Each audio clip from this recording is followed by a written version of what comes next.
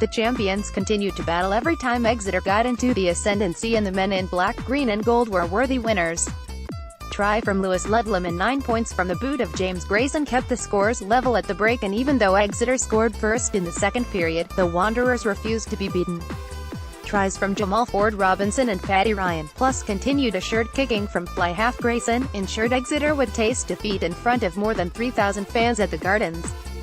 The Wanderers, who had beaten Gloucester in last year's Gardens final, took an early lead after Grayson expertly landed a penalty that was won at the breakdown. Exeter threatened to issue an immediate riposte, but after being held up and winning successive scrum penalties, they were penalised and the Wanderers cleared their lines. But still Exeter came in after some relentless pressure. Prop Morello muscled his way over the line.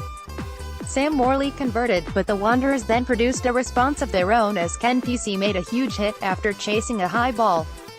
Possession was worked wide to Nafi to Idavake, but Exeter just managed to get cover in place to stop the Tongans scoring in the corner.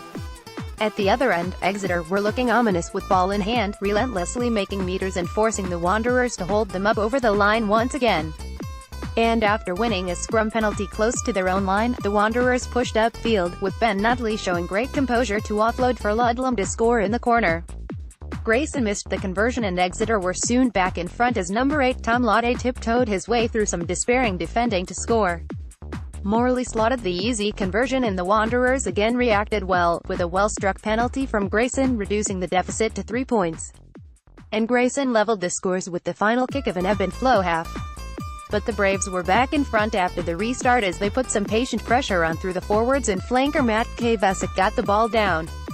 Morley converted to make it 21-14, but once again there was a stirring Wanderers response. Ford Robinson charged down the left to take the home team within range, and the prop then used his power to force his way over the line. Grayson converted to level the scores, and the atmosphere was building nicely in the well-populated Tetley stand. And the cheers were even louder when flanker Ryan forced his way over, with Grayson's conversion putting the Wanderers 28-21 up. The game then became frantic, with Exeter desperately trying to force their way through the Wanderers' defense. But the home side were standing tall, with every player doing their share of the work, and hopes were high of a hard-earned victory going into the final 10 minutes.